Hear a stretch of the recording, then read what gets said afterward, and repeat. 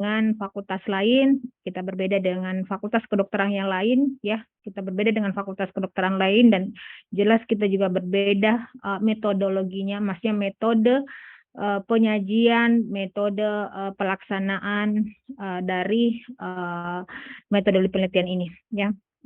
Kita berbeda, yang jelas pelaksanaannya beda sekali, ya. Kemudian output yang kita mau akan buat adalah sangat berbeda juga, maksudnya berbeda di antara dengan fakultas kedokteran yang lain juga, ya, di mana kita menitipkan outputnya itu adalah hasil dari pembelajaran mahasiswa tentang studi analitik, ya.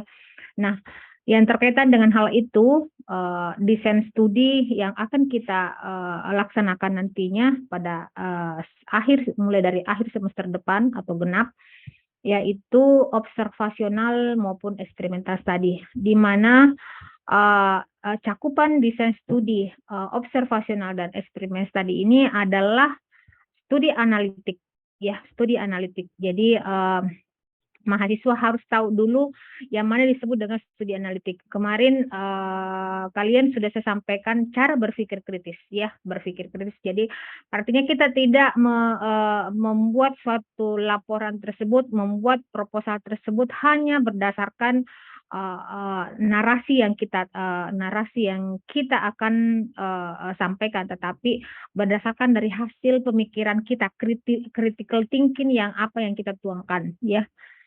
Nah, perbedaan dari desain jenis atau desain studi ataupun jenis penelitian di sini kita bisa lihat, ya. Kalau yang selama ini dikenal di dunia penelitian bahwa kualitatif itu, kuantitatif itu sangat-sangat berbeda, ya, sangat berbeda. Saya sendiri kenapa di kedokteran kenapa harus dibahas tentang analitik, ya, karena selalu berbeda, dibutuhkan sesuatu pemikiran yang lebih lanjut, ya. Sedangkan kualitatif itu lebih banyak ke pembahasan secara naratif, ya. Jadi kualitatif itu dengan kuantitatif sangat beda. Jadi diharap kepada anak bahwa output yang akan kita keluarkan adalah hasil studi kuantitatif, bukan kualitatif, ya. Meskipun itu jenis penelitian itu ada dua, ya, yang paling mendasar itu adalah kualitatif dan kuantitatif. Nah, yang kita akan lakukan ini adalah kuantitatif, kuantitatif analitik, ya, kuantitatif analitik, di mana hasil dari pemikiran, ya, bukan berdasarkan intuitif seseorang, tetapi berdasarkan dari hasil hipotesis, ya. Jadi semua penelitian kuantitatif mempunyai hipotesis, ya. Jadi tidak ada itu penelitian kuantitatif kalau bilang temanya bahwa tujuan penelitian ini akan mendeskripsikan, tujuan penelitian ini mau mengetahui, menganalisa perilaku hidup sehat, ya. Sesuatu yang penelitian yang kuantitatif adalah sesuatu atau variabel yang dianggap merupakan suatu bagian yang bisa diukur, ya, yang bisa diukur, kemudian reasonable, ya. Kemarin saya sudah jelaskan ada yang disebut finer, ya, finer, visible, ya, visible. Semua yang ada di situ akan dibuktikan secara kuantitatif dan dideskripsikan secara analitik, ya. Jadi di dalam kuantitatif ini ada dua, ada yang disebut dengan deskriptif kuantitatif dan ada yang disebut deskriptif analitik, ya. Deskriptif kuantitatif, ya, deskriptif kuantitatif semuanya berdasarkan hipotesis, ya. Ada yang betul-betul hanya deskriptif, tetapi kalau kualitatif itu hanya naratif, ya. Ada beda. Saya sendiri tahun 2015, ya, karena spesifikasi saya adalah epidemiologi, jelas kuantitatif, dan memang kurikulumnya kita itu adalah di kuantitatif, bukan kualitatif. Nah, kualitatif ini banyakkan ke penelitian sosial, ya. kualitatif ini dipelajari sama dengan kalau kita konsentrasi pembelajaran. Misalnya kalau mengambil spesialis kedokteran, mengambil spesialisnya itu kualitatif, maksudnya sama, itu merupakan suatu bagian yang susah juga, artinya membutuhkan waktu panjang juga untuk dibahas ya. Jadi berbeda kuantitatif dan beda kualitatif ya, sangat jauh berbeda. Kemudian jadi yang kita akan mau keluarkan di sini, mesti kita output yang akan kita produk di sini adalah suatu studi deskriptif kuantitatif, baik observasional maupun analitik ya. Nah, yang mana disebut dengan observasional? Semua studi ya, semua studi yang diteliti ya mempunyai hipotesis. Apa sih hipotesisnya? Makanya minggu kemarin saya ajarkan kepada anak-anak sekalian bagaimana sih membuat merangkai suatu kalimat yang bisa dijadikan sebagai hipotesis. Bukan berarti merangkai membuat satu kalimat yang betul-betul indah, tetapi betul-betul hipotesis itu sama dengan pertanyaan penelitian yang belum terjawab ya, atau dugaan sementara ya. Semua yang observasional yang melakukan pendekatan seperti ini harusnya mempunyai hipotesis, karena akan membuktikan bahwa apakah betul yang kita dugakan, apakah betul yang kita tanyakan itu terbukti nantinya pada tujuan penelitian yang kita dapatkan nantinya ya. Kemudian eksperimental ya, eksperimental pun sama ya, membuktikan sesuatu hipotesis dengan kontrol maupun tanpa kontrol. Kemudian penelitian epidemiologi ya, penelitian epidemiologi ya, sama saja yang ini semuanya ya. Jenis penelitian epidemiologi tadi kata pengantarnya di sini adalah observasional dan eksperimental study ya. Ketiga maksudnya penelitian ini masuk kepada penelitian epidemiologi ya, yang mana kita bisa melihat mencari faktor penyebab maupun hubungan sebab akibat terjadinya penyakit. Jadi sangat sekuens nantinya mahasiswa yang sudah semester 5 sekarang, semester 6 adalah waktu yang sangat tepat di mana dianggap bahwa mahasiswa sudah mampu melihat secara umum, mampu atau paling tidak ya mendiagnosis ya, menentukan seseorang ya, meskipun itu nanti belum diberikan hak, maksudnya berikan waktu untuk betul-betul menentukan apakah ini diagnosisnya betul atau tidak. Paling tidak yang Anda tentukan adalah gejala dari suatu penyakit tersebut ya. Jadi yang kita mau teliti adalah kalau penelitian epidemiologi tadi yang mempunyai hipotesis, selalu ujung-ujungnya kita apakah faktor risiko itu berhubungan dengan penyakit yang timbul seseorang yang kita dugakan. Apakah misalnya orang yang mandi 3 kali sehari itu menyebabkan misalnya apakah orang yang mandi itu misalnya 3 kali sehari itu maksudnya perilaku hidup sehatnya bagus ya. Kita mau membuktikan bagaimana parameter seseorang dianggap hidup sehat ya. Apakah hanya mandi 3 kali, terus apa kita misalnya mau apakah itu betul-betul merupakan faktor penyebab seorang sakit, mudah sakit atau tidak sakit ya. Jadi yang kita mau dugakan ya faktor resiko ya, kita lihat ya, faktor resiko dan penyakit. Jadi ada 2 unsur yang kita mau buktikan ya. Apakah faktor risiko ini menyebabkan penyakit ini terjadi ya, itu yang disebut dengan hubungan sebab akibat. Atau bisa saja faktor penyakit ini bisa menyebabkan perilaku seseorang bisa berubah ya, itu yang disebut causal atau reverse causation atau hubungan timbal balik. Bisa saja penyakit ini mempengaruhi perilaku seseorang. Bisa saja perilaku ini bisa mempengaruhi penyakit. Jadi ada 2 unsur yang kita mau buktikan ya. Jadi kalau dalam penelitian itu ada unsur resikonya banyak, tidak masalah ya. Itu yang disebut dengan multivariabel. Ada yang penyakitnya banyak, kemudian resikonya cuma 1 ya. Itu yang harus diketahui dalam bentuk-bentuk penelitian seperti ini ya, observasional, cross-sectional, cohort, dan retrospective study. Nah, ini adalah salah satu contoh terjadinya penyakit serta gangguan kesehatan. Jadi dipahami ya sampai di sini. Jadi penelitian epidemiologi ada yang disebut dengan experimental study, ada yang disebut dengan observational study.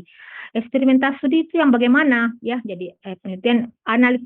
Kalau kita mau lebih gampangnya, penelitian analitik ya. Tidak usah kalau memang Anda susah menjelaskan, penelitian analitik itu terdiri dari eksperimental study ataupun observational study. Nah, yang mana disebut dengan eksperimental study yaitu baik randomisasi maupun tanpa randomisasi ya. Randomisasi yang mana disebut dengan randomisasi dengan tanpa randomisasi ya, diacak.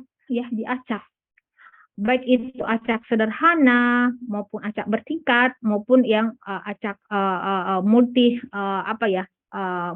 filter ya. Randomization, stratified randomization, cluster randomization ya.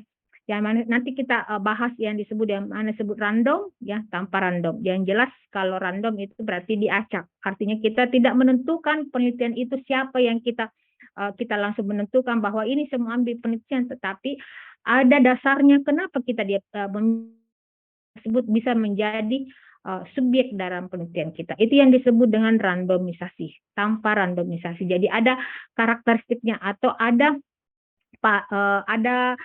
indikatornya atau ada syaratnya ya. Yang mana disebut kalau randomisasi bisa yang ya randomisasi sederhana ya, langsung saja yang kita random ya siapa kita temui itu yang kita temui. Tapi ada namanya stratifikasi, ada sistematik random, ada yang disebut dengan cluster randomisasi ya. Kemudian observational study. Nah, ini yang paling biasa banyak lakukan mahasiswa ya, yang tadi 3 unsur itu, yang 3 tipe itu. Ada yang disebut dengan cross-sectional, ada yang disebut cohort, ada yang disebut retrospektif. Nah, yang inilah yang disebut dengan observational study. Jadi Anda bisa lakukan deskriptif maupun analitik ya. Nah, deskriptif ini tidak mempunyai hipotesis ya. Sama dengan deskriptif yang kualitatif yang ini, tidak mempunyai hipotesis. Nah, kami tidak pernah menyarankan kepada mahasiswa ya, output yang kita akan lakukan adalah output bagaimana membuktikan hipotesis itu. Pertanyaan penelitian itu kita terjawab betul dengan langkah-langkah ilmiah. Bisa dimengerti sampai di sini? Atau ada yang mau bertanya dulu?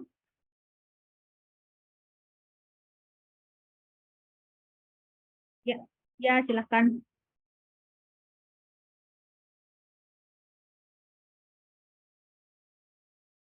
Studi.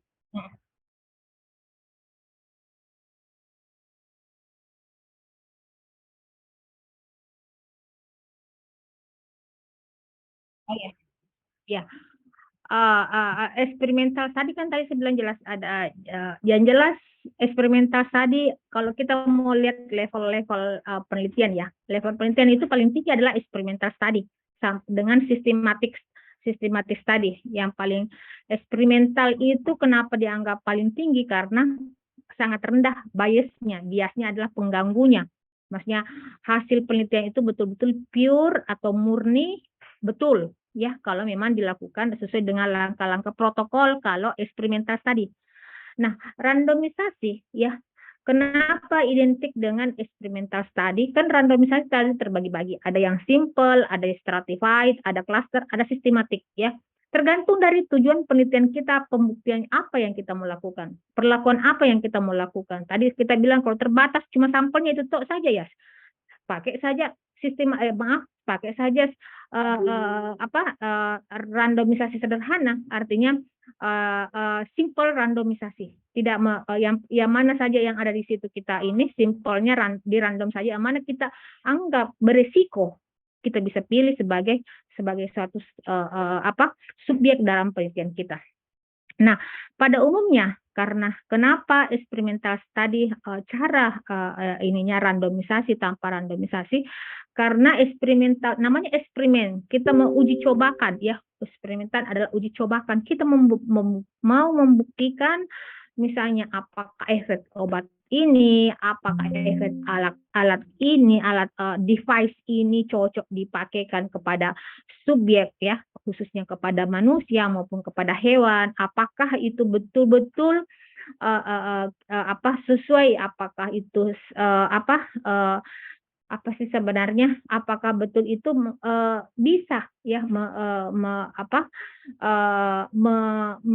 apa sih namanya ini, kelihatan efeknya betul-betul sangat manjur, sangat baik baik pada manusia, tentunya kepada hewan coba dulu, hewan uji coba dulu, kemudian diuji cobakan berkali-kali ya, baik itu secara randomisasi maupun tanpa randomisasi ya. Jadi tidak harus bahwa kalian harus bilang saya harus, tapi yang jelas pada umumnya eksperimental itu selalu randomisasi dan maupun tanpa randomisasi. Apakah jawaban saya membantu atau tidak? Bisa di ini?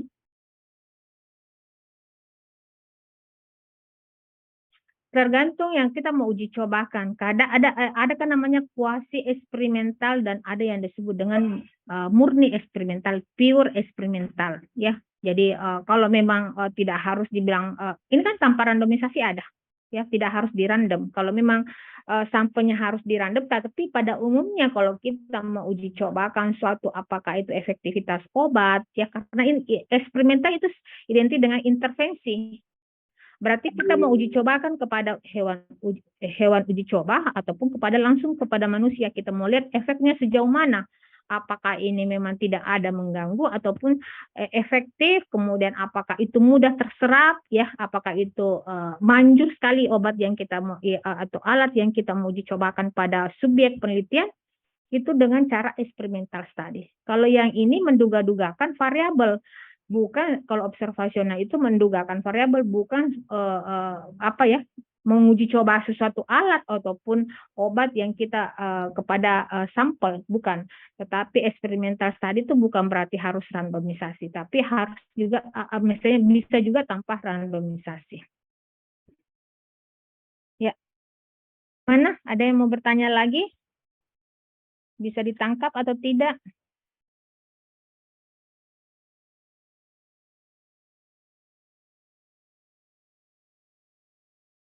Halo? Saya lanjut.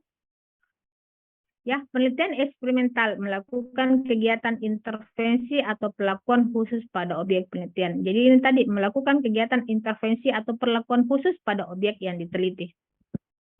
Baru 90 ya. Jadi eksperimental study terdiri dari dua macam, yaitu eksperimental dengan randomisasi, eksperimental murni ya, sering digunakan di lab maupun klinik. Setiap individu dalam penelitian mempunyai kesempatan yang sama untuk terpilih dalam kelompok kasus atau kontrol, mempunyai kesempatan yang sama berarti tanpa randomisasi. Apakah di random secara simpel maupun tanpa randomisasi. Jadi mempunyai hama ya. Kemudian percobaan lab dengan uji hipotesis penyebab terhadap efek biologis atau percobaan perilaku, kemudian trial klinik dengan uji hipotesis penyebab melalui perlakuan klinik dan melihat hasil dalam waktu tertentu, kemudian intervensi usaha kesehatan pada masyarakat tertentu dengan uji kemampuan suatu bentuk intervensi dan melihat hasil melalui perubahan status kesehatan yang terjadi. Bisa ditangkap sampai di sini? Ada yang mau bertanya lagi tentang eksperimental? Itu masih pengantar-pengantarnya ya.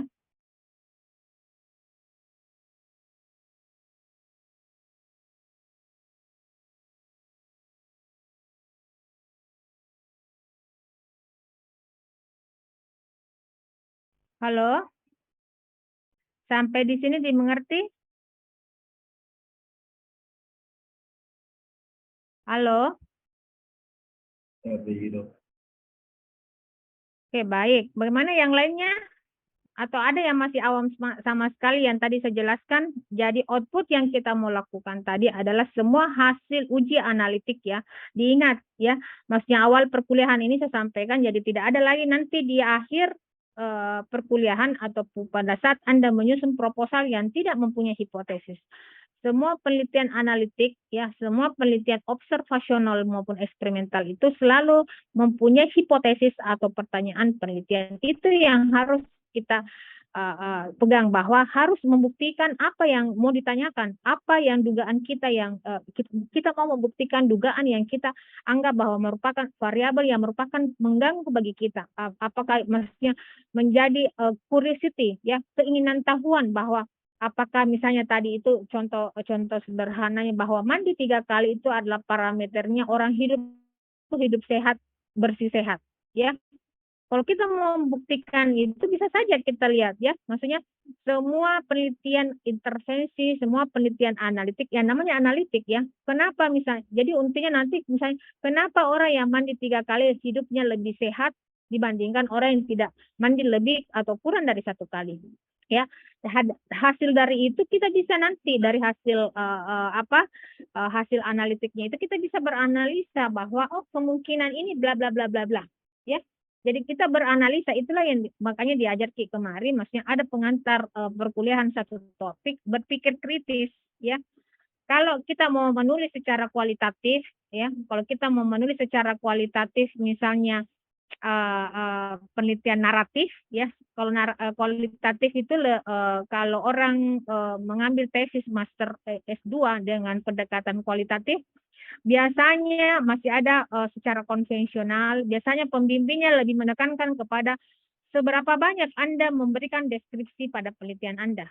Seberapa banyak Anda mengomentari. Jadi dia melihat dia seberapa lembar dia penelitiannya. Makanya kalau penelitian tesis kualitatif biasanya ditentukan sampai 300 lembar. Saya masih ingat sekali ya, dan itu masih berlaku di luar negeri ya. 10 tahun yang lalu, enggak tahu yang sekarang ya, maksudnya pada saat saya kuliah, maksudnya kami berbeda ya. Teman saya dari fakultas lain, karena kita sharing-sharing ya, saya hanya master degree, kita saling tanya bahwa kamu ini enggak dipersyaratkan ya, tidak menulis skripsi sampai segini, sampai 300 lembar. Seharusnya tidak begitu, karena pembuktian kita memakai hipotesis, tidak berlembar-lembar, karena ujung-ujungnya apa yang kita uji cobakan, apa yang kita eksperimenkan, apa yang kita teliti itu hanya outputnya adalah artikel. Artikel itu cuma berapa lembar, paling banyak adalah 10 lembar lebih ya. 10 lembar lebih, kita tidak banyak berargumentasi tetapi membuktikan hipotesisnya ya. Itu penelitian yang berbeda sama sekali outputnya. Kemudian saya lanjut lagi eksperimental ya, tanpa randomisasi tadi adalah random, kemudian ini adalah tanpa randomisasi adalah penelitian laboratorium klinik tanpa randomisasi, evaluasi suatu program atau kebijaksanaan tertentu, kemudian membandingkan efisiensi dari suatu program intervensi ini kalau tanpa randomisasi atau eksperimental semua. Jadi bukan murni eksperimental ya. Itu bahasa kerennya disebut dengan kuasi eksperimental ya. Nah, ini salah satu contoh bagaimana kita perbedaan dari penelitian di eksperimental ya, baik randomisasi, jadi ini adalah populasinya yang mana disebut kriteria yang bisa diinklusi, maksudnya dari populasi ini kita bisa memilih siapa yang sampel mana yang bisa kita jadi keluarkan, kemudian subjek mana yang eligible, artinya kita bisa memilih subjek atau sampel yang mana yang bisa kita anggap sebagai eligible, yang memenuhi syarat untuk dijadikan sebagai subjek penelitian. Sedangkan randomisasi itu ada namanya disebut exposure dan tidak terekspos ya. Ini adalah sampel, kemudian kalau randomisasi, exposure dan tidak terekspos. Maaf. Ini adalah random sampling ya. Bisa dilihat skemanya seperti ini.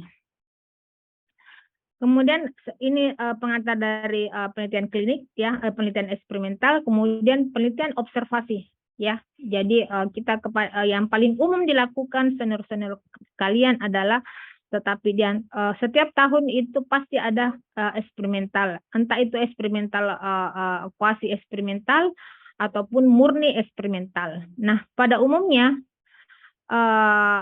bukan berarti bahwa penelitian observasi itu lebih rendah ya dibandingkan dengan eksperimen, tapi kenapa dianggap penelitian eksperimen itu lebih akurat dibandingkan observasi? Artinya penelitian eksperimen itu banyak sudah dalam pemilihan subjek, pemilihan sampel, pemilihan device atau penelitian yang mereka mau teliti itu sangat-sangat kurang faktor perancunya ya, dari pemilihan subjek, pemilihan metodenya, pemilihan analisisnya ya, itu sudah kurang sekali biasnya ya, pengganggunya. Tetapi kalau penelitian observasi itu masih banyak sekali errornya ya.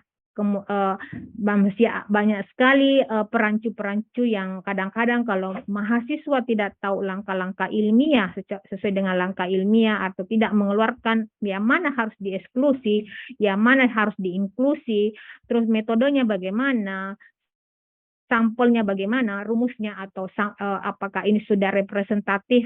Misalnya kalau Anda observasi kepada populasi tertentu, apakah yang jumlah sampel yang Anda jumlah sampel yang Anda jumlah sampel yang Anda tentukan itu sudah mewakili dari populasi yang Anda mau teliti ya. Karena pada saat Anda mengambil kesimpulan bahwa misalnya pada umumnya, misalnya kalau Anda meneliti di Tanah Karaeng di wilayah kerja daerah binaan BEM misalnya, contohnya karena Tanah Karaeng selama ini misalnya Anda pergi ke sana ya, melakukan baksos atau apa kegiatan-kegiatan kemanusiaan yang lainnya, bantuan-bantuan medis yang lainnya. Apakah misalnya kalau penelitian observasi itu kalau Anda lakukan secara metodologi ya, maksudnya sesuai langkah-langkah langkah-langkah metodologi itu sudah benar atau tidak? Kadang-kadang masih banyak sekali biasnya ya. Apakah tadi penentuan sampelnya sudah benar? Misalnya kalau Anda mau tanya suatu wilayah ataupun suatu wilayah RW, kemudian Anda hanya mengambil sampel 50, apakah itu sudah representatif? Kalau Anda mengambil kesimpulan bahwa pada umumnya misalnya, ya, pada akhirnya nanti Anda mengambil kesimpulan bahwa pada umumnya masyarakat, misalnya tadi Tanah Karaeng itu tidak sangat rendah perilaku hidup sehatnya. Kalau Anda mengambil kesimpulan tersebut pada saat dibaca oleh orang luar, itu bisa saja Anda dikritisi. Dari mana dasarnya?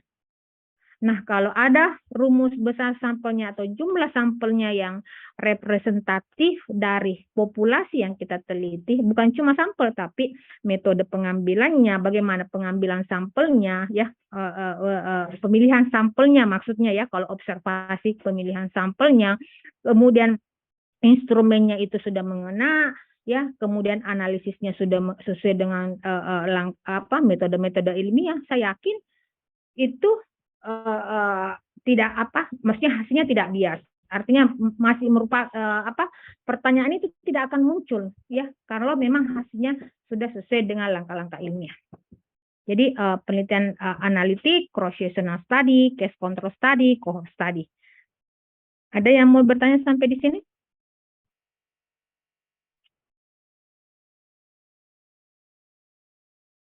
Ada yang mau bertanya?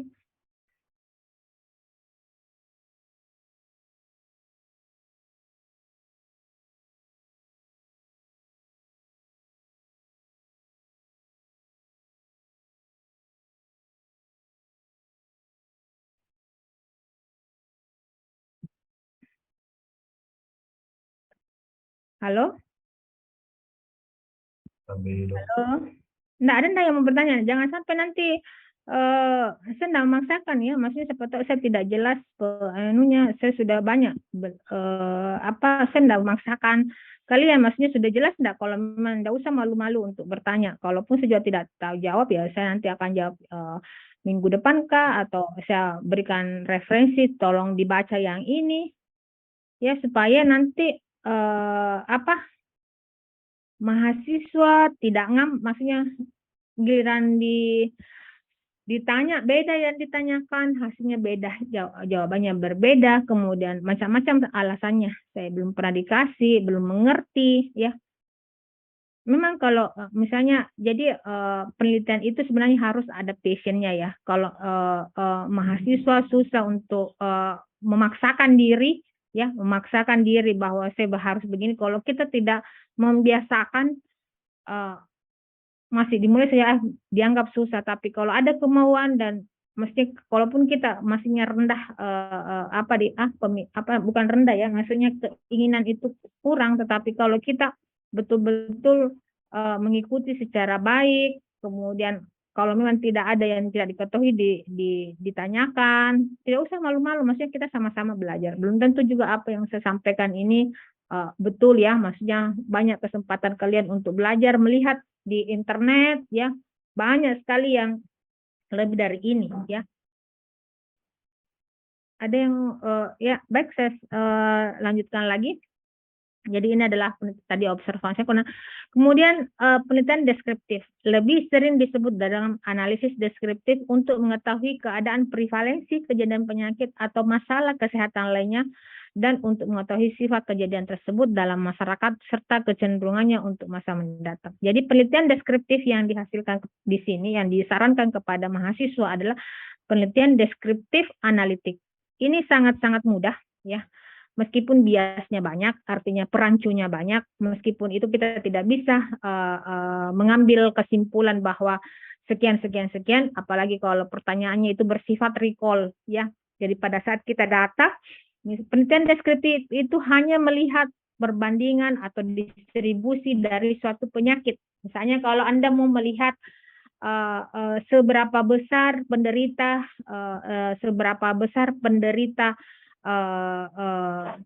diabetes misalnya di suatu wilayah ya, seberapa besar faktor risiko ya, faktor risiko perilaku atau pola makan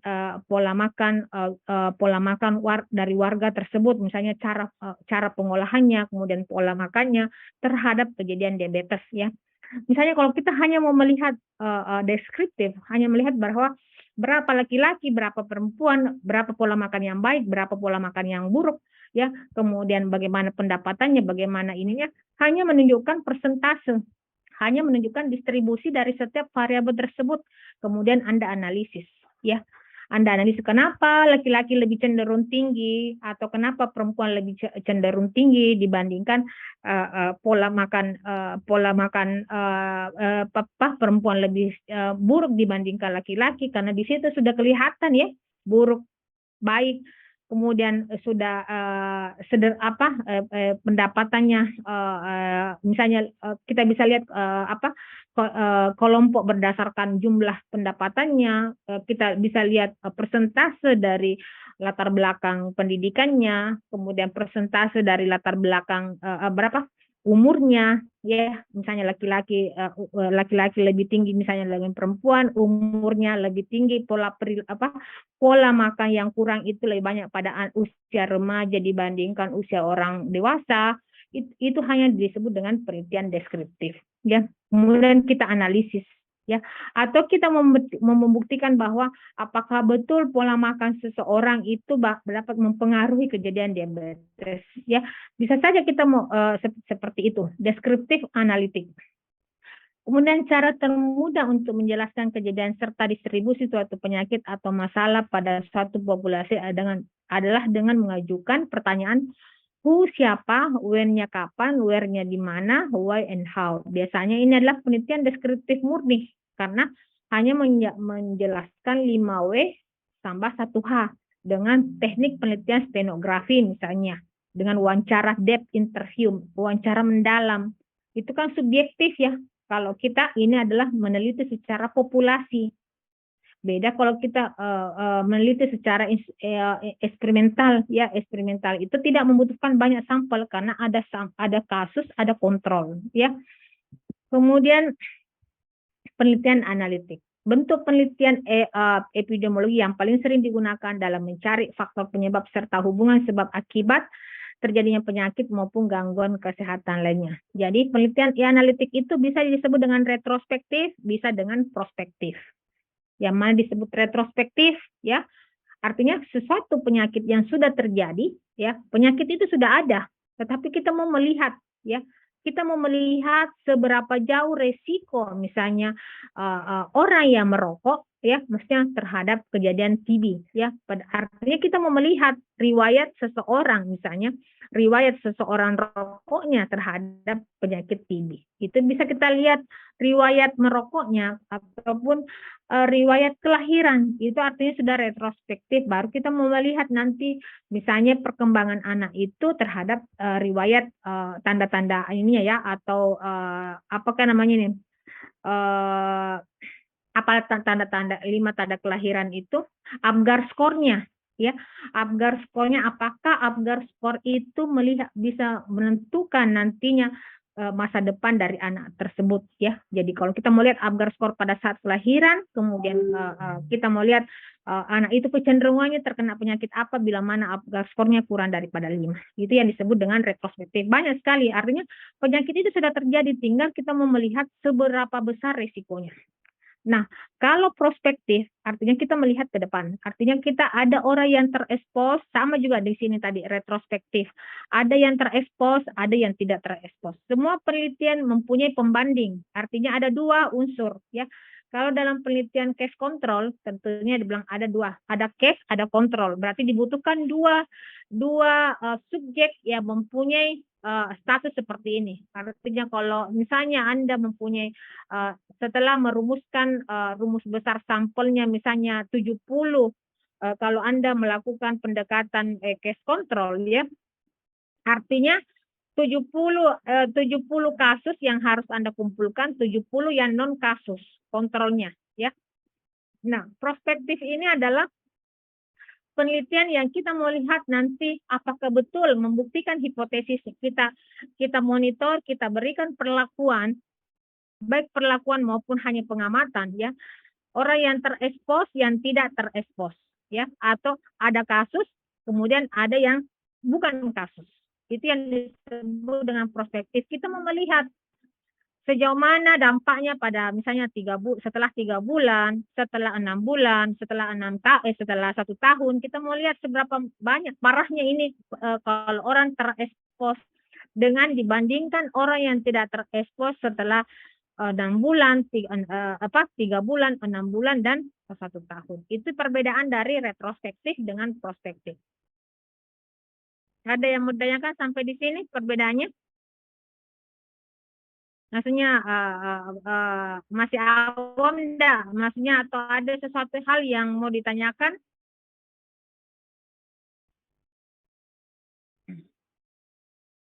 Tadi dan teman-teman dipersiapkan untuk bertanya. Andika, ya?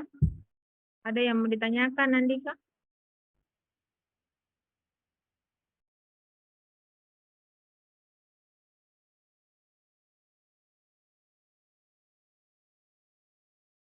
Tidak ada ya? Oke, saya lanjut.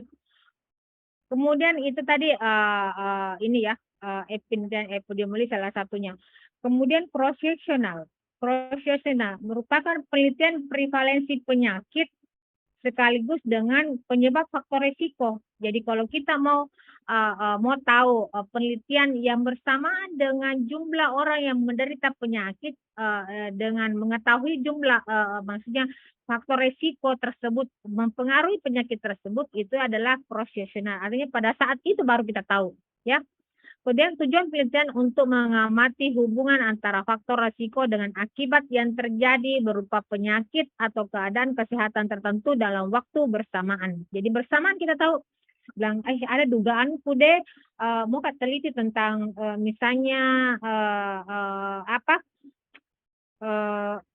yang orang misalnya memakai masker, ya, memakai masker dengan penyakit-penyakit infeksi atau penyakit flu kah, common cold kah, ya, misalnya orang yang intensitas memakai masker, ya, memakai masker berapa jam dalam 1 hari, misalnya kita pilih orang yang beraktivitas di luar, ya, apakah mudah terkena rinitis misalnya dibandingkan orang yang tidak memakai masker atau hanya sekali-kali memakai masker, ya. Bisa saja ya kita lihat bahwa ternyata orang yang pada saat itu baru kita tahu, pada saat kita sudah analisis baru kita tahu ternyata beresiko orang yang yang tidak memakai masker dengan yang tidak memakai masker, ya.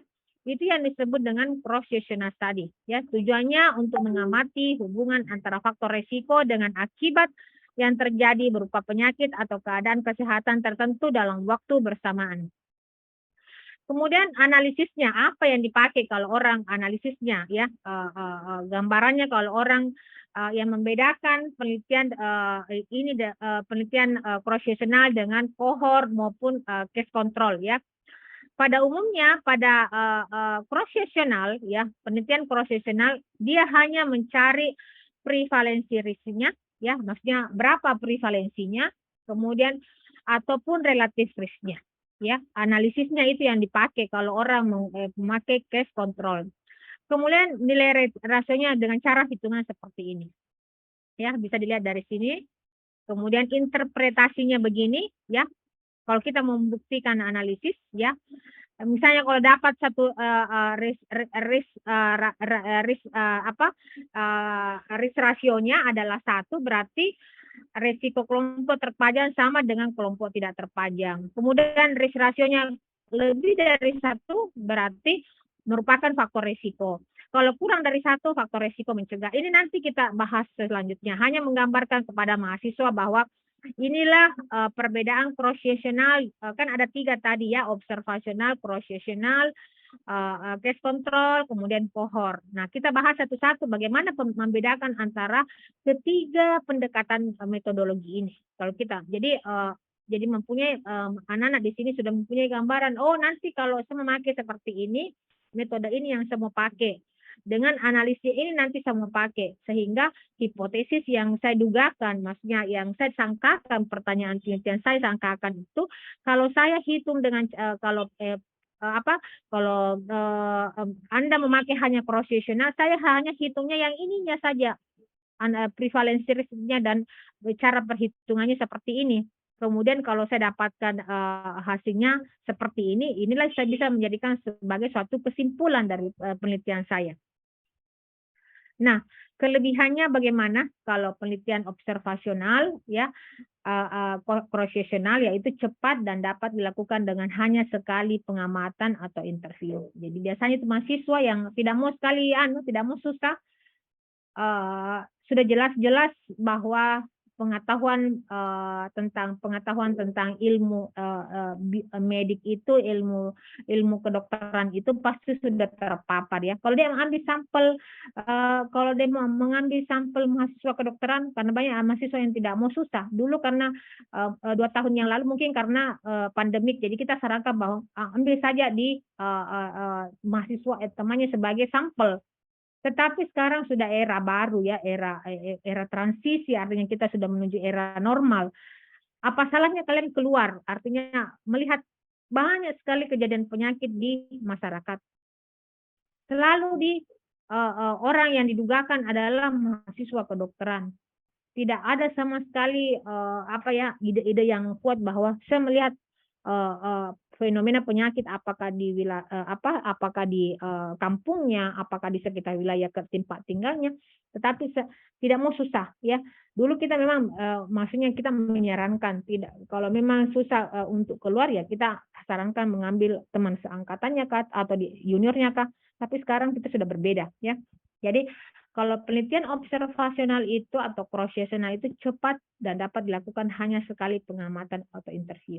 Nah, penelitian yang seperti ini, ya, yang dilakukan misalnya khususnya misalnya di teman seangkatannya, itu sangat-sangat biasnya banyak. Kalau Anda tanya tentang perilaku hidup sehat kepada mahasiswa kedokteran, mereka sudah tahu. Kenapa kalian mau bertanya lagi, misalnya mau tahu tingkat pengetahuan mahasiswa kedokteran terhadap bla bla bla bla ini, tentang bagaimana misalnya tentang konsumsi misalnya tingkat pengetahuan mahasiswa kedokteran tentang konsumsi fast food, Itu sudah jauh, maksudnya sudah bias pasti hasilnya. Mereka sudah tahu, kita sudah bisa memprediksikan hasilnya semua baik. Akhirnya itu akan menimbulkan sesuatu penelitian yang tidak valid. Ya, hal yang tidak valid karena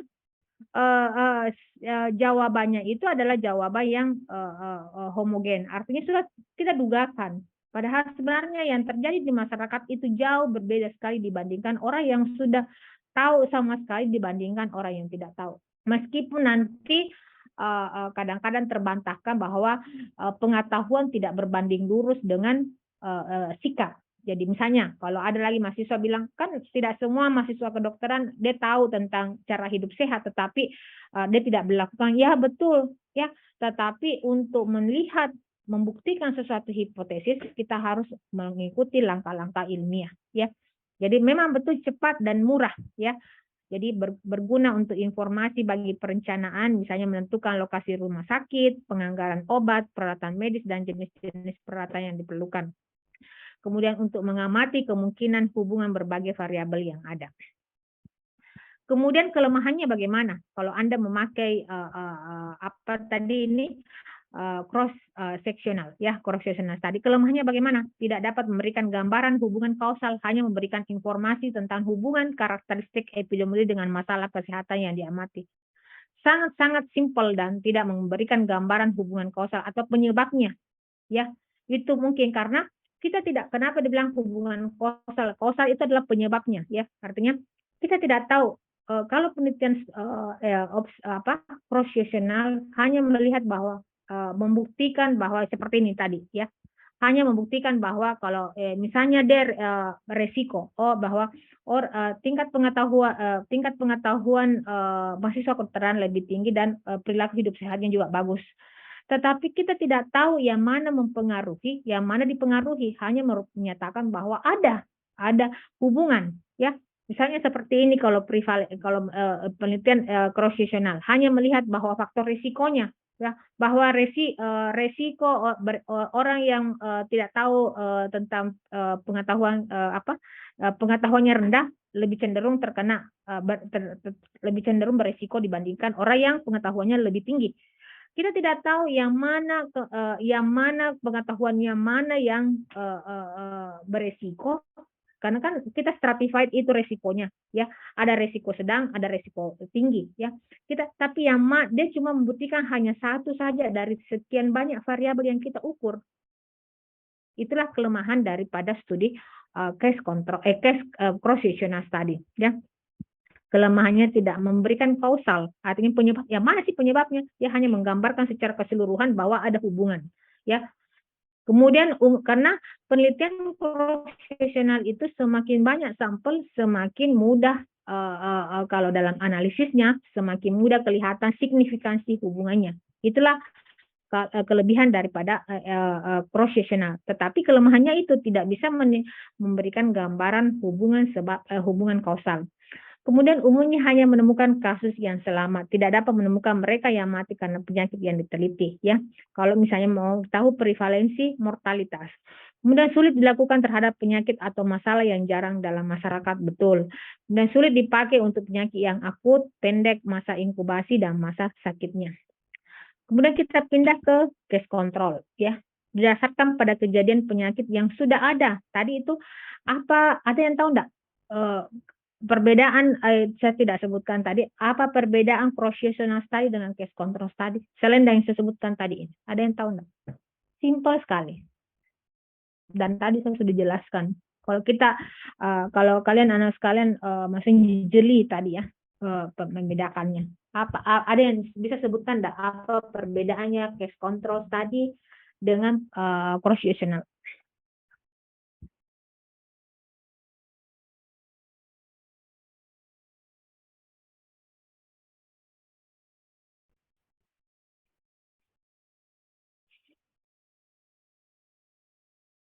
Apa tadi saya jelaskan yang case control study? Bagaimana kalau case control study? Case control study itu adalah penelitian yang retrospektif, ya. Karena ada di kasus, ada kontrolnya. Artinya kita mau tahu seberapa jauh penyakit itu resikonya terhadap seseorang. Artinya sudah terjadi.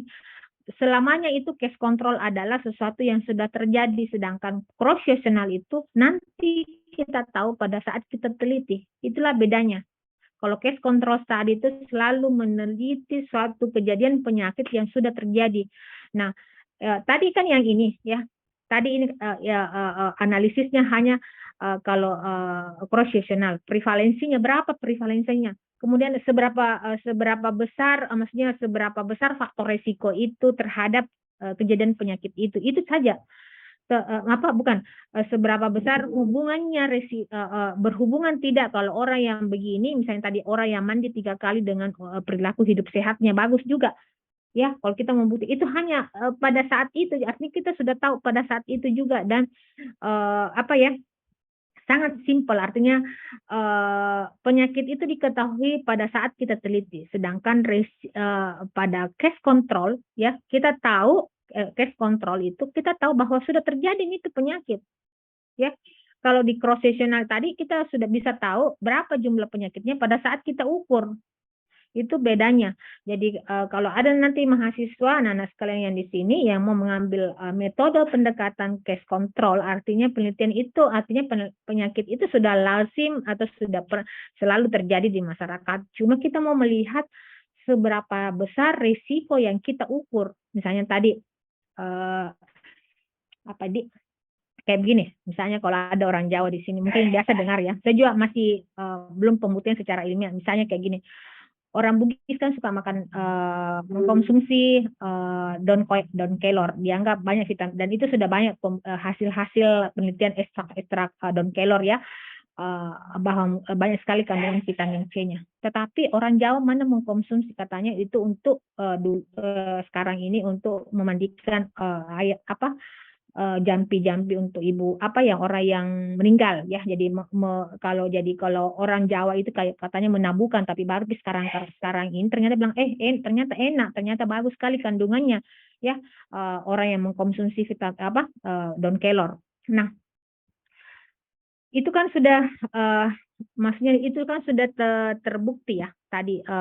Maaf tadi apa tadi yang saya mau jelaskan di sini, case control tadi ya. Jadi orang sudah tahu bahwa sudah ada nih penelitian sebelumnya, tapi kalau kita mau tahu seberapa besar efeknya ya, misalnya efeknya orang yang kita mau teliti, misalnya di beda orang pemandangannya orang Jawa dengan di orang Sulawesi. Kita seberapa besar efeknya orang yang di Sulawesi Selatan, misalnya orang yang mengkonsumsi sering mengkonsumsi sesering mereka mengkonsumsi sayur sayur daun kelor dibandingkan orang yang di Pulau Jawa biasanya begitu ya. Jadi itu sudah ketahuan sekali kalau misalnya case control study ini ya sangat-sangat berbeda, maksudnya penelitian yang sudah terjadi, tapi kita mau tahu seberapa besar efeknya ya.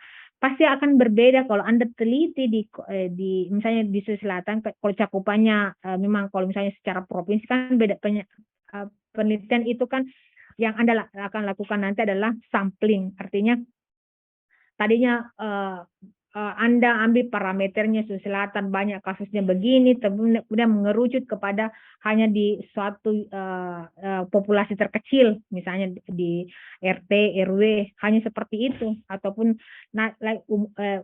rata-ratanya Anda tadi membaca referensi secara umum, secara global, secara nasional, kemudian ternyata Anda hanya mengambil sampel di mahasiswa kedokteran, itu kan terlalu kecil sekali ya perbandingannya kalau Anda mau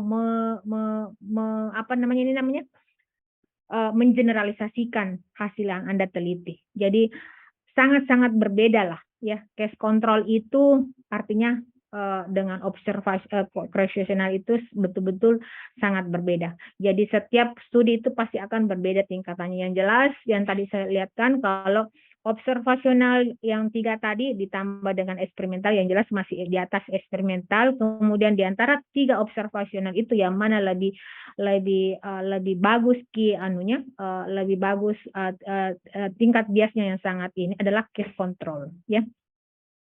Ini salah satu contoh diagram bagaimana kalau kita mau melakukan suatu kasus studi studi dengan pendekatan case control. Jadi kita ada populasinya ya. Jadi kalau kita dugakan misalnya orang baru kita mau teliti. Jadi yang harus kita teliti harus kita ambil adalah ada kasusnya, ada kontrolnya. Terus kalau ada yang bertanya dari mana kita tahu berapa kasusnya ya? Kan ada rumus besar sampelnya nantinya.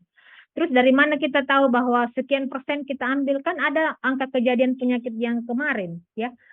Sudah kita kan kalau meneliti itu, kalau mahasiswa meneliti adalah mengembangkan penelitian yang sudah ada ya. Artinya makanya saya bilang kemarin tadi bahwa setiap mahasiswa paling tidak sudah harus membiasakan membaca artikel yang mana mau diteliti dari sekarang ya. Kalau Anda misalnya dugakan misalnya di salah satu kabupaten Toraja ya, misalnya imunitasnya tinggi, misalnya imunitasnya orang tinggi, misalnya angka kejadian COVID di sana sangat kurang, misalnya kenapa, mau lihat faktor-faktor risikonya. Orang harus kalau mau tahu faktor-faktor, misalnya kalau kenapa sedikit di kasusnya, pasti kalau Anda cari COVID-nya di sana pasti juga sedikit kasus. Kemudian kontrolnya pasti banyak ya.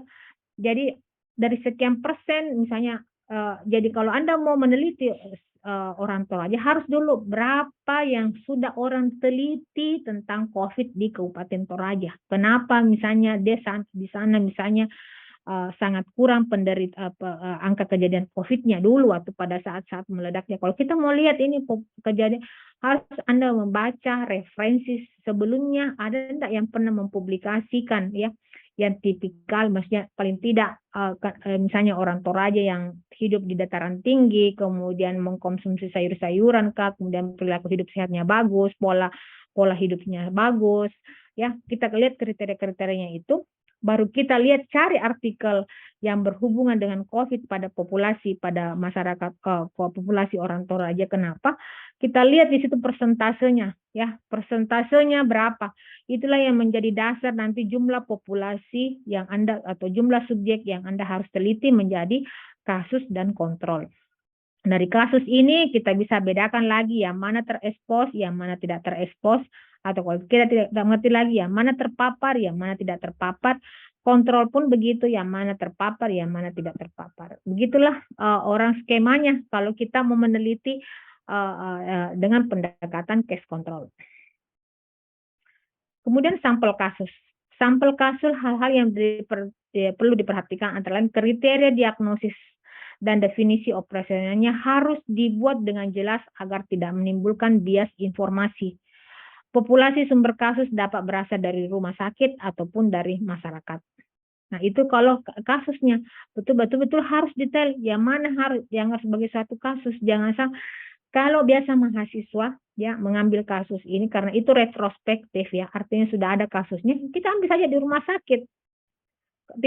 Tidak terbantahkan itu kalau ada di rekaman medisnya bahwa seseorang dinyatakan bahwa dia kena DM di sana ya, karena sudah ada diagnosis dokter di situ sudah menyatakan bahwa dia dalam masa perobatan atau artinya memang dia sudah dinyatakan bahwa dia orang penderita DM.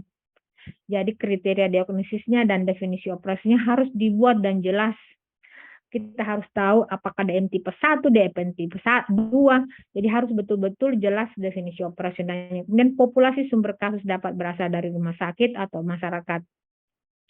Sedangkan kontrolnya itu, jadi kalau pemilihan populasinya, sampel kontrol, karakter sumber populasi kasus harus dipilih dari populasi yang karakteristik serupa dengan populasi asal kasus. Jadi hampir sama. Jadi kalau kita mau membandingkan antara kontrol dengan kasus, jangan sampai nanti kontrolnya nanti orang dewasa dengan orang anak-anak. Jadi harus karakteristik paling tidak. Misalnya kalau ada yang mau meneliti di sini tentang penelitian misalnya remaja dewasa, ya. Beda itu kalau kita ambil referensi dari luar dengan kita ambil referensi kita ambil kasusnya di dalam, pasti perbedaannya siapa tahu referensinya yang kita baca adalah untuk toddler, ternyata kita mau aplikasikan di sini untuk remaja dewasa, pasti akan beda ya. Jadi harus betul-betul diperhatikan. Jadi karakter sumber populasi kasus harus dipilih dari populasi yang serupa dengan populasi asal kasus, tapi tidak memiliki penyakit yang diteliti. Artinya orang yang betul-betul free. Misalnya tadi DM, ya berarti orang yang yang kita ambil kontrol orang yang bukan DM, tetapi mungkin mempunyai karakter yang sama. Apakah misalnya orang baru, misalnya kalau orang baru kita meneliti di baru ya, misalnya atau di Parepare, kita meneliti orang di Parepare, berarti kita ambil kasus di kontrolnya adalah di Parepare karena kita ambil kasusnya di kota, misalnya di Parepare kasusnya, berarti kita orang yang betul-betul free dari penyakit tersebut. Jangan kita ambil kontrolnya di populasi yang lain ya, tapi tidak mungkin ya begitu, tapi itulah perbedaan secara umumnya ya, maksudnya kalau kita meneliti, kalau kita kontrol bahwa orang yang benar-benar bebas penyakit, jangan seperti penelitian kita khususkan pada usia-usia 30 sampai 45 tahun, kemudian kontrolnya adalah orang yang bebas dari penyakit DN tersebut, kita ambil misalnya orang-orang usia remaja, ya jelas pasti pembandingnya beda ya. Jadi harus juga kita orang mengambil usia 35 dengan orang yang sampai 45, orang yang betul free dari penyakit tersebut. Itu yang disebut dengan kontrol. Sumber populasi dalam kontrol adalah rumah sakit, populasi umum, tetangga, teman, atau kerabat keluarga. Keserupaan antara kasus dan kontrol, kemudian pertimbangan praktis dan ekonomis. Kemudian analisisnya. Tadi saya sebutkan di sini kalau case prosesional risk rasionya saja, prevalence risknya saja diketahui. Sedangkan kalau sedangkan untuk di case control adalah sedangkan untuk case control adalah ini yang harusnya didapatkan. Ingat odds ratio. Tadi yang tadi di cross-sectional itu adalah prevalence risk atau risk rasionya. Sedangkan di penelitian case control adalah odds ratio-nya. Odds ratio-nya itu adalah menggambarkan seberapa besar resikonya, ya. Jadi orang yang mau melakukan case control, orang yang mau melakukan studi atau penelitian dengan pendekatan case control tadi, Anda pasti yang harus hitung adalah odds ratio-nya dengan rumusnya seperti ini. Seperti tadi saya bilang, orang yang mau meneliti tentang efek bagaimana misalnya misalnya kalau tadi kita bandingkan suku Jawa tadi yang jarang mengkonsumsi vitamin C, tapi kan banyak sekali kan banyak sekali biasnya kalau saya cuma mengukur orang dari situ ya, karena belum tentu vitamin C didapatkan dari hanya mengkonsumsi dari sayur daun kelor tersebut, tapi banyak kan misalnya orang kalau mengeksklud misalnya dia selalu mengkonsumsi vitamin, sumber-sumber vitaminnya sendiri dari sumber-sumber yang lain, makanan yang lain, jangan kita hanya melihat hanya daun kelor. Kalau itu berarti salah pemilihannya ya. Artinya kalau kita mau melihat perbandingan dari situ harus betul-betul setara ya dari sumbernya yang lain. Jadi misalnya tadi kalau saya bilang orang Jawa dengan kita bandingkan dengan orang Sulawesi, betul mungkin saja dia tidak konsumsi daun kelor, tapi ada zat-zat makanan, sumber-sumber makanan lainnya yang lain mungkin yang bisa menutupi ya. Tapi mungkin kalau orang yang terbiasa, maksudnya kita mau memberikan ekstrak tersebut kemudian dia minum, kita mau melihat seberapa besar resikonya orang yang mengkonsumsi ekstrak daun kelor terhadap orang penderita ini, orang dengan suku Jawa dengan suku Bugis, pasti akan beda hasilnya ya. Itu tadi saya sudah jelaskan prosesional, kemudian case control dengan kalau case control analisisnya apa adalah odds ratio ya. Itu ada odds ratio itu adalah mengetahui seberapa besar risikonya. Interpretasinya hampir sama tadi ya. Kalau Anda mendapatkan odds ratio-nya 1, sama tadi kalau di prosesional kalau Anda menghasilkan risk ratio-nya, bukan odds ratio-nya ya. Ini ya odds ratio-nya, sedangkan tadi di prosesional adalah risk ratio-nya atau PR-nya, prevalence risk-nya. Kalau 1 Anda dapatkan artinya faktor resiko bersifat netral. Kalau odds ratio-nya lebih dari 1 berarti faktor resiko penyebab penyakit. Kalau odds ratio-nya kurang dari 1 berarti faktor resiko pencegah penyakit. Jadi itu sama tadi ya. 1 lebih dari 1 dan kurang dari 1 dan sama dengan 1. Nah, kelemahannya apa? Ya, kelebihannya sangat baik digunakan untuk meneliti kejadian jarang dalam masyarakat ataupun penyakit yang masih masa latennya lama. Kemudian relatif lebih cepat dalam pelaksanaannya. biaya relatif lebih murah, subjek untuk perbandingan jumlahnya tidak besar, jadi subjek perbandingannya ya. Jadi kalau Anda yang mau meneliti tentang case control ya, baiknya ada kasusnya, misalnya kasusnya 70 orang, kontrolnya 71 banding 1. Itu yang disebut dengan subjek untuk perbandingannya jumlahnya tidak besar. Jangan ambil kasusnya 1, kemudian kontrolnya mungkin 70, kemudian Anda kali 3 70 tadi ya. Jadi 230 ya. Jadi jangan terlalu banyak kontrolnya. Sebaiknya 1 banding 1 atau 1 banding 2. Kemudian berbagai data laporan catatan yang sudah ada dapat digunakan sebagai bahan sumber keterangan tentang objek yang diteliti. Itulah baiknya kalau case control, karena Anda bisa dapatkan data dari rekam medis, kemudian Anda analisis. Kemudian memungkinkan untuk mengamati, mempelajari berbagai jenis penyebab potensial termasuk penyebab jamak dari suatu penyakit. Kemudian kelemahannya apa? Informasi menggantung kepada memori subjek sehingga memungkinkan terjadinya bias. Ya, itulah yang biasanya yang kemungkinan kelemahan dari penelitian tersebut. Data yang diperoleh secara sekunder sering tidak lengkap dan tidak menyediakan informasi yang dibutuhkan. Nah, biasanya kalau begini mahasiswa biasa dapatkan halangannya apa, kesusahannya ini. Dia sering bilang, "Oh, banyak di penderita di sana." Ya, banyak di kasusnya beda, banyak kasusnya di rumah sakit ini, di klinik ini. Sekali dia turun, betul banyak yang tercatat, tapi tidak lengkap data rekam medisnya. Pusing lagi cari lokasi di mana, ya. Jadi harus betul-betul dilihat kalau orang misalnya turun ke lapangan, harus betul ada enggak kasusnya. Karena banyak mahasiswa itu mau meneliti, bilang, "Saya mau meneliti begini." Makanya lihat dulu ada enggak prevalensinya, ada kejadiannya tidak, ya. Seseorang yang mau meneliti harus disebut dengan preliminary study. Kalau kita sudah dugakan apa yang ada dalam pikiran Anda bahwa oh kayaknya ini misalnya orang yang mengkonsumsi kalau di Tanah Karang banyak orang tidak mengkonsumsi misalnya Don Taylor. Saya mau lihat bagaimana dia daya tahan tubuhnya misalnya. Jadi harus tahu dulu kebiasaan, harus Anda turun dulu kebiasaan-kebiasaannya apa di sana. Dan harus ada datanya, bagaimana perilaku hidup, pola makannya di sana, bagaimana konsumsi makannya di sana, apakah lebih cenderung ke protein dibandingkan kepada vitamin-vitamin, kandungan vitamin atau sayur-sayuran, apakah ada malah kurang proteinnya karena dia di daerah ketinggian, karena ada sudah penelitian dan sudah sering banyak itu bahwa orang yang sudah jelas itu sudah terbukti bahwa orang yang tinggal di dataran tinggi dengan orang yang tinggal di pesisir akan berbeda pola makannya, ya jelas. Orang yang tinggal di daerah pesisir pasti lebih cenderung memakan konsumsi protein karena dekat dengan sumbernya. Sama juga di orang yang tinggi daerah ketinggian seperti di atas ya orang lebih cenderung mengkonsumsi banyak vitamin-vitamin, maksudnya dari sumber-sumber vitamin misalnya dari sayur-sayuran, kemudian mungkin hanya tempe, kemudian mungkin dia tidak terlalu mementingkan misalnya ikan karena jarang ke sana, maksudnya jauh sumbernya, ataupun kalaupun ada itu pun mahal, keterjangkauan masyarakat sangat kurang ya.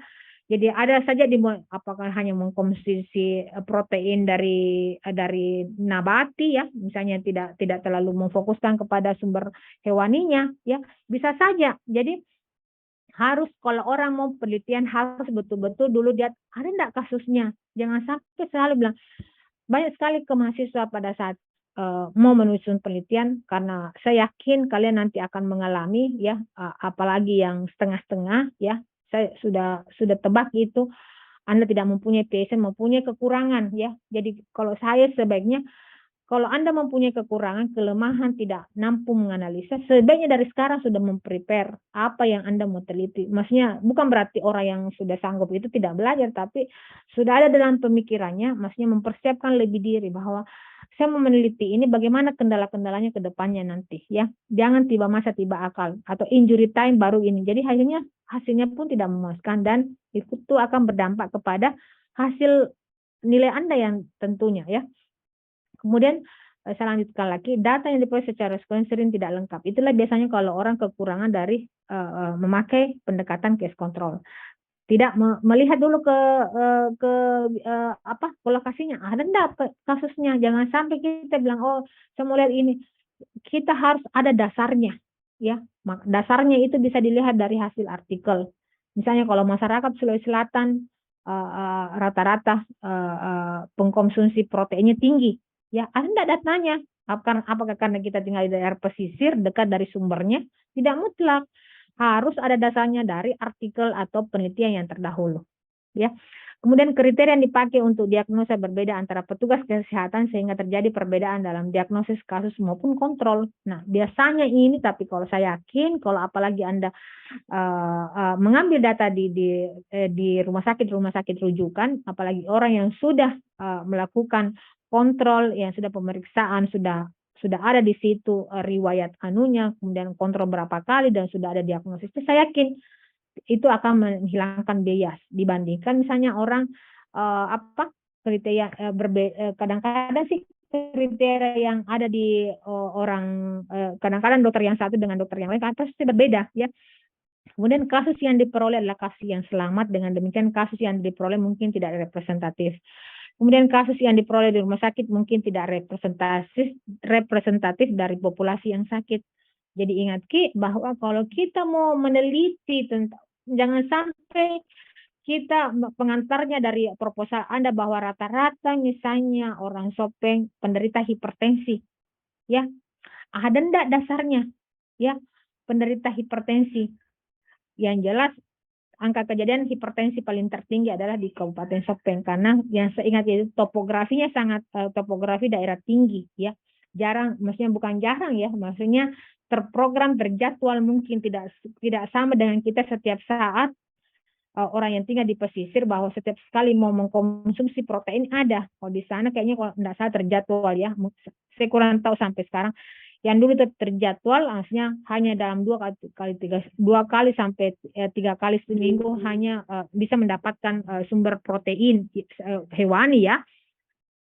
Misalnya ikan, itu sangat jarang karena bukan daerah sumbernya.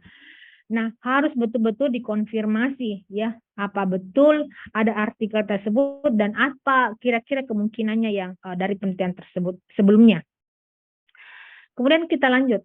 Dari dua pendekatan ini ada enggak yang mau ditanyakan? Cross-sectional dengan case control. Sebelum kita lanjut ke cohort. Ada enggak yang mau ditanyakan?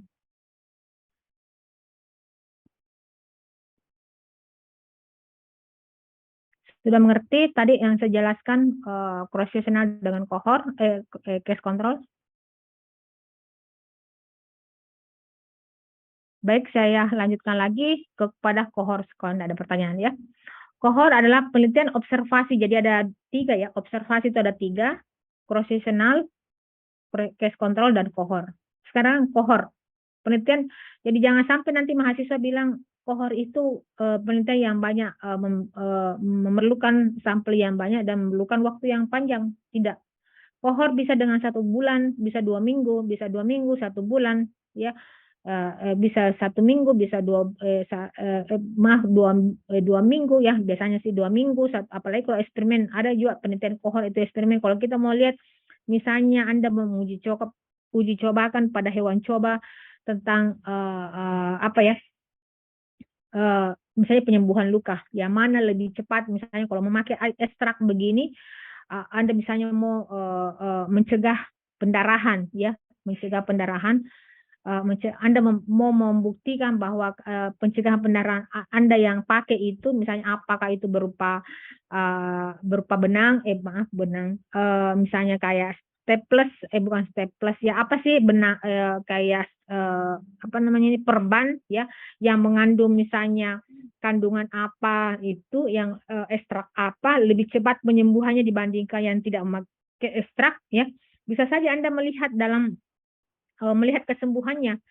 Cohort itu tidak berarti harus panjang ya, yang jelas ada time frame-nya yang tertentu. Anda mau melihat kecepatan kesembuhannya misalnya 2 minggu kah, 1 minggu kah, ataupun bisa saja dalam per jam ya.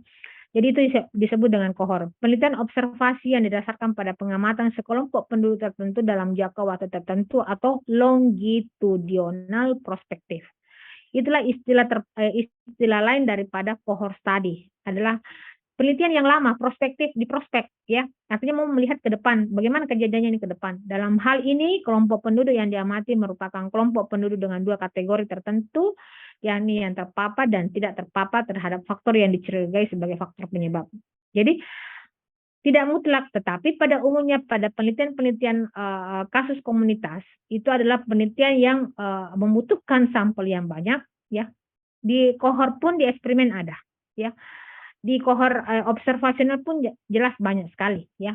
Apalagi kalau mau melihat, memberikan intervensi pada subjek, kemudian melihat efektivitas, itu yang sudah termasuk dengan kohort.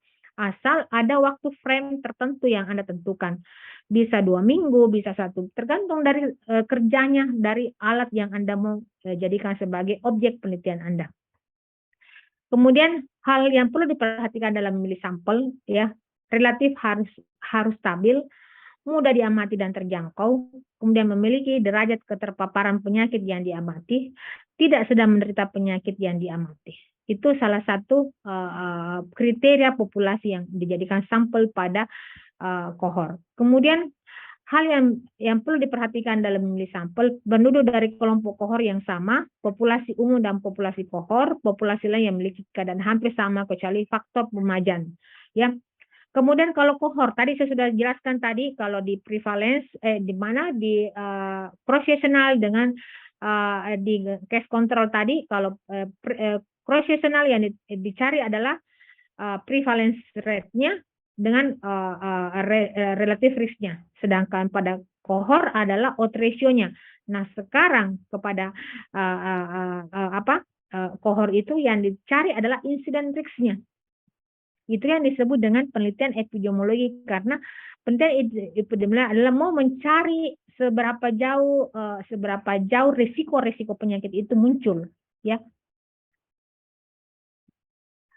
Jadi bisa ditangkap sampai sekarang. Jadi kalau Anda memakai pendekatan kohort, yang harus dihitung adalah insiden risk-nya, ya.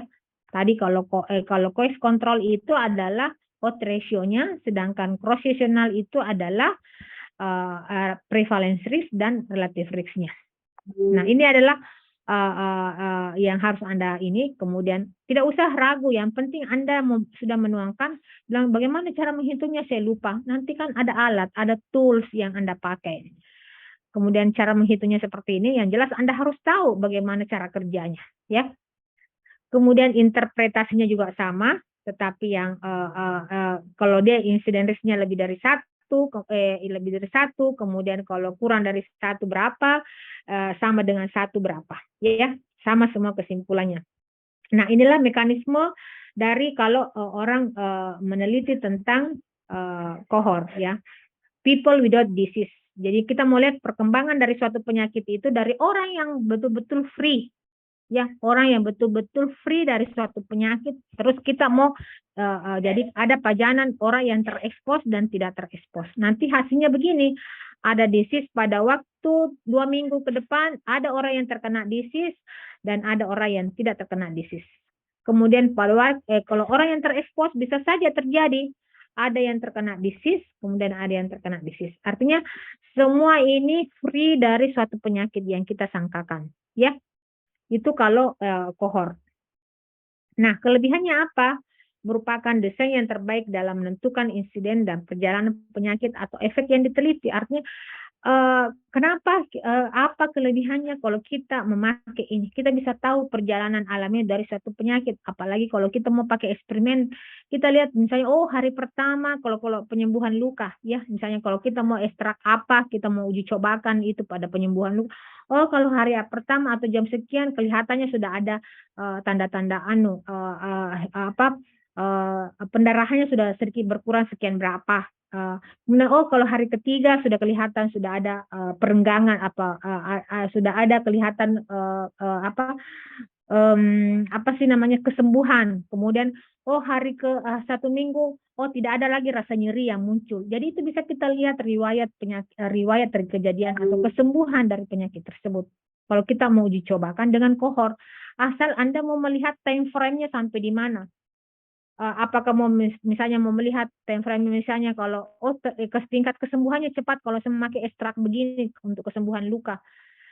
Kalau Anda membandingkan, artinya luka yang sama ya pada saat Anda, karena tadi di sini persyaratannya adalah people without disease.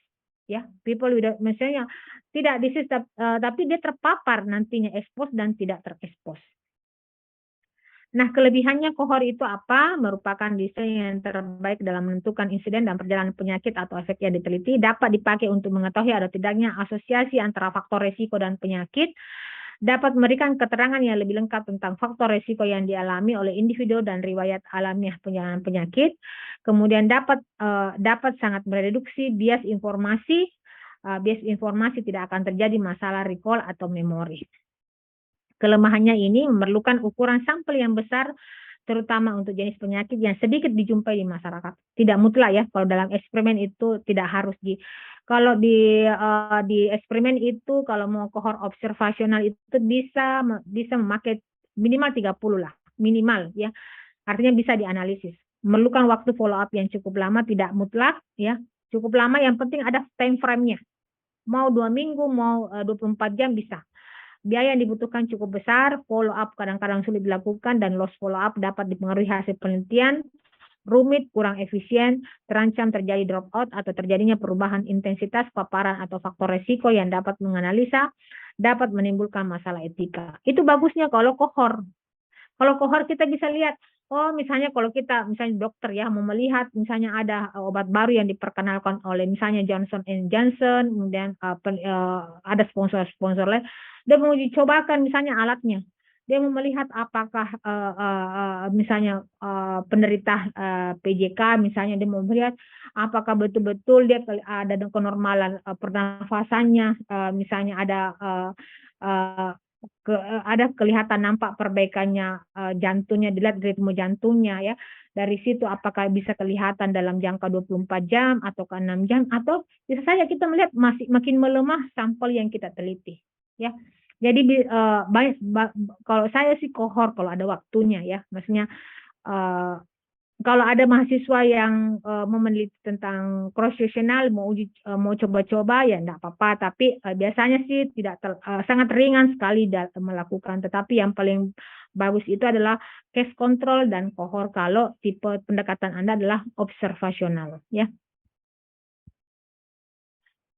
Nah, sekarang kita mau selain dari 3 tadi ya, selain dari 3 yang kita terima ya untuk sementara. Jadi tadi itu ada eksperimental, observasional yang terdiri dari 3, eksperimental, randomisasi dan tidak randomisasi, kemudian observasional terdiri dari 3, prosesional, test control dan observasional. Nah, yang ada lagi saya tambahkan sedikit, ada lagi mahasiswa yang kita bisa dijadikan tugas akhir, yaitu literatur review ya. Sebenarnya literatur review itu tidak disarankan bagi mahasiswa ya. Literatur review itu lebih banyak kepada maksudnya untuk produk ya, orang yang sudah pakar biasanya ya, karena mereka mampu menganalisa dari sekian banyak literatur yang ini, dia bisa mengamati, dia sudah menuangkan ilmunya di situ, artinya dia sudah kepakarannya di situ ya. Tetapi sebagai latihan kepada mahasiswa sejauh mana mengidentifikasi penyakit, sejauh mana dia bisa mengetahui kapasitasnya, ilmunya terhadap subjek saintifik tertentu, itu bisa ya. Jadi kita bisa tahu kapasitas mahasiswa. Tetapi kalau misalnya biasanya literatur itu lebih orang yang kepakarannya lebih sudah tinggi ya. Jadi orang yang terbiasa di sini, mahasiswa yang terbiasa dengan membaca banyak literatur, mau membandingkan antara kasus dengan kasus yang lainnya, lebih bagus memakai literatur review.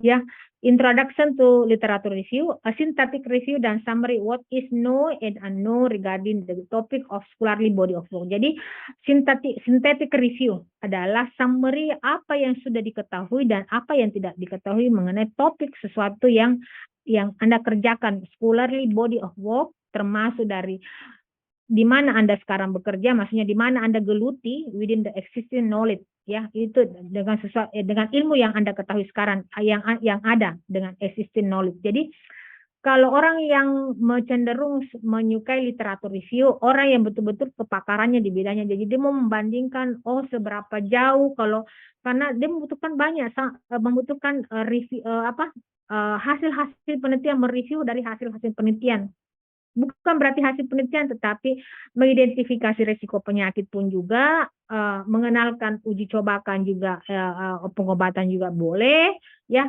Kemudian cara penggunaan satu alat atau device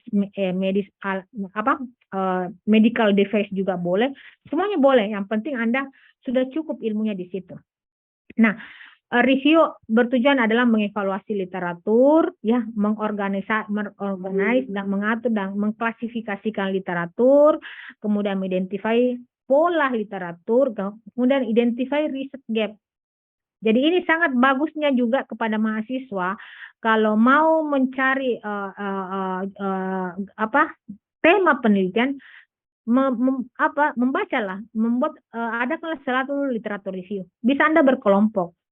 Ya, saya lebih bagus itu mahasiswa kalau ada yang mau meneliti satu pohon penelitian, misalnya kalian ambil temanya sekarang yang ada di fakultas, tema apa yang mau dikembangkan penelitian, kemudian Anda bagi per kelompok, misalnya satu kelompok Anda bilang, oh saya meneliti tentang ekstrak daun kelor, Anda mencari semua identify riset gapnya. Ada yang bagaimana meneliti tentang kandungannya terhadap ini, terus ada yang meneliti bagaimana pada saat diuji cobakan ekstrak tersebut, kemudian ada misalnya pemasarannya bagaimana, bisa saja, ya.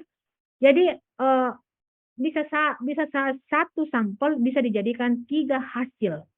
Jangan kalau mau sendiri-sendiri lebih bagus, kalau di situ bisa dilihat lebih Anda menguasai di bidangnya nanti, lebih expert ya, kita bisa lebih tahu, kemudian terjalin komunikasi yang baik, mesti sharing knowledge, ya, sharing is caring, ya, lebih bagus, lebih Anda saling mensupport dengan teman yang lainnya, jadi lebihnya Anda berkelompok. Sebabnya nanti kalau misalnya mahasiswa mempunyai pembimbingan misalnya tentang neurologi, ya, bikinlah satu pohon penelitian, artinya pohon, artinya satu topik utama, kemudian Anda kembangkan dalam kelompok pembimbingan Anda itu, Anda bagi-bagi, oh Anda tentang etiologinya, Anda tentang pencegahannya, Anda tentang pengobatannya. Itu yang bagusnya kalau begitu, dibandingkan satu berbeda, artinya memudahkan kalian mengumpulkan sampel, memudahkan Anda bertukar pikiran tentang literatur reviewnya, apa yang mau dicantumkan di situ, dibandingkan kalau sendiri-sendiri topiknya, ya. Sebenarnya begitu kalau saya sih, karena saya sudah mulai pembimbinganku tahun ini.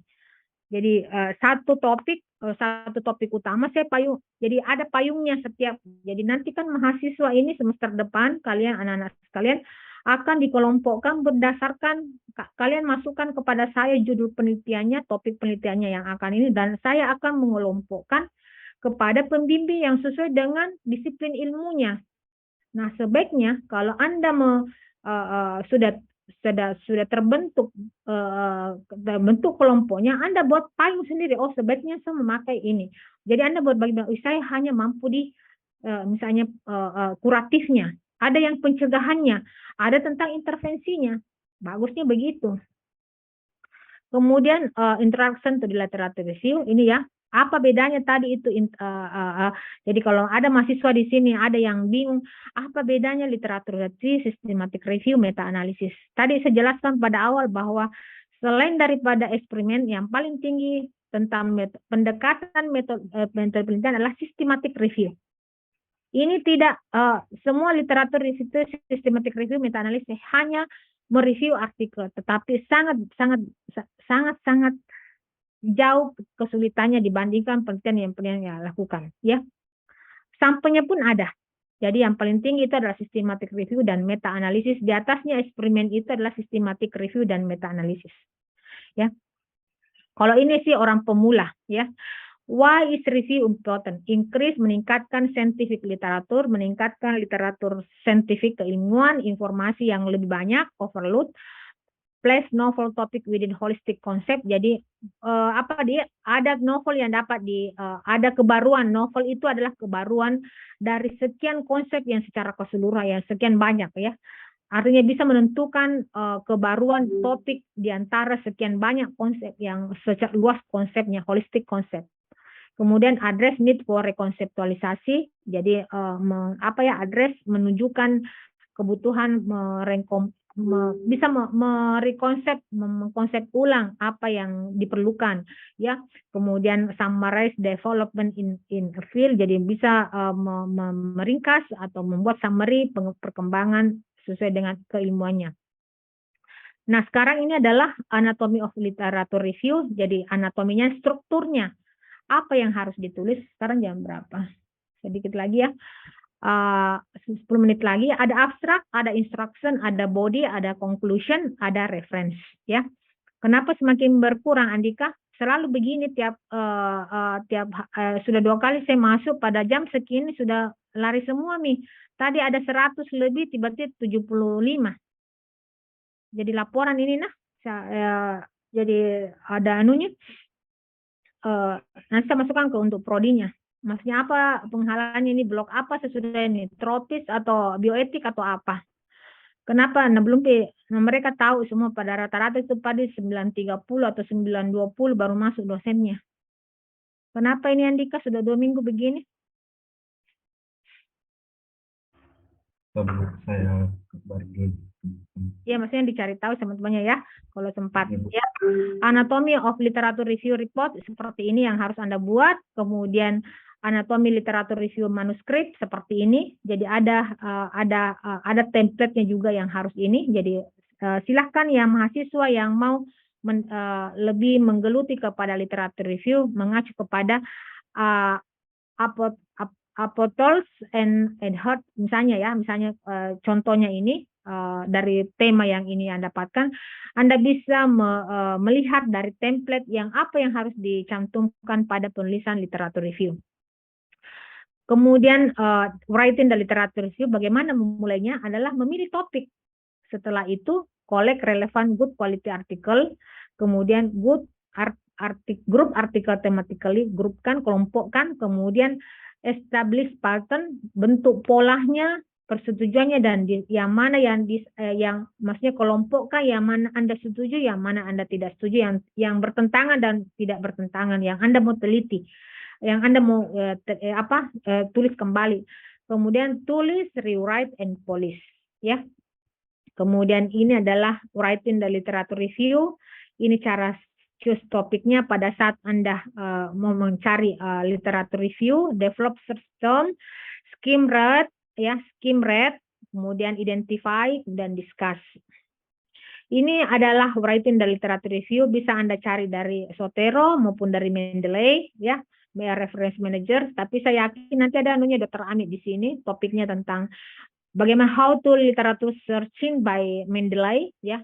Dan kalau Anda mau cepat tahu sebelum topiknya, silahkan searching di topik Mendeley. Banyak sekali, lebih dari itu Anda bisa berkali-kali bisa menontonnya kalau tidak mengerti. Kemudian writing literature review, ya, ada step-stepnya juga. Tadi ada step 1, ya. Step 1 di sini choose topik, kemudian kedua collect relevant good quality article, ya. Kemudian memakai aplikan literature searching, ya. Kemudian ketiga adalah grup artikel thematically, kelompokkanlah artikel sesuai dengan temanya secara temanya, kemudian menentukan yang mana Anda mau jadikan sebagai mereview dan mana yang tidak. Agreement dan disagreement. Kemudian writing the literature review berdasarkan ini, ya, sintesis matriks, ada matriksnya, silakan dibaca nantinya. Kemudian ini adalah salah satu contoh sintetik matriks yang digunakan pada penulisan hasilnya, ya. Kalau Anda memakai ini polanya, saya yakin mudah sekali Anda menulis, ya. Kemudian writing the literature review seperti ini, ya. Kemudian terakhir adalah lanjutan dari writing the literature review juga, yaitu select writing strategy organization sesuai dengan jurnal yang Anda mau, di mana Anda mau publikasi, write the first draft, kemudian avoid plagiarism, parafrase, dan dengan cara plagiarism dan parafrase atau menulis kembali. Itulah. Jadi kalau ada yang mau mahasiswa mau menulis sebagai tugas akhir diperbolehkan, ya, artinya tetapi tetap melakukan penelitian, ya. Ini hanyalah salah satu output, ini diberikan bekal kepada anak-anak. Maksudnya ini pun juga sangat, sebenarnya ini topiknya panjang ya, karena waktu yang sangat singkat. Jadi saya memberikan refresh kepada Anda. Silahkan kalau ada yang mau bertanya nanti. Ya, baik pertemuan sekarang maupun sebentar, masih ada 5 menit. Silahkan kalau ada yang mau bertanya.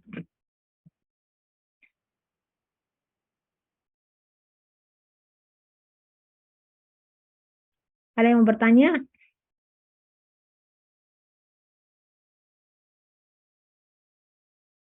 Tidak ada.